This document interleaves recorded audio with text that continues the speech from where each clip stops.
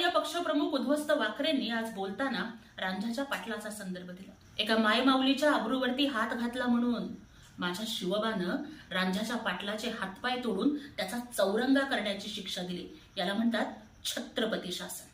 आज मला उद्ध्वस्त वाकरेंना, घटनाबाह्य पक्षप्रमुख उद्ध्वस्त वाकरेंना जाहीर सवाल विचारायचा आहे.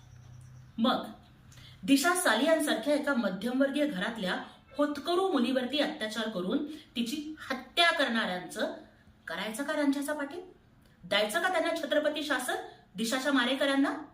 अहो, जेव्हा मराठा समाजाचे मोर्चे निघालेले होते त्यावेळेस त्या मूक मोर्चांना मुका मोर्चा म्हणून हेटाळणी करत माझ्या मराठा समाजातल्या आया बहिणींची चेष्टा करणाऱ्यांना कुठलं शासन करायचं? सपना पाटकर ही सुद्धा महिलाच होती ना. मग त्या सपना पाटकरला अश्लील भाषेमध्ये तिला जीवे ठार मारण्याची धमकी देणाऱ्या संजय डावटाचा करायचा करा.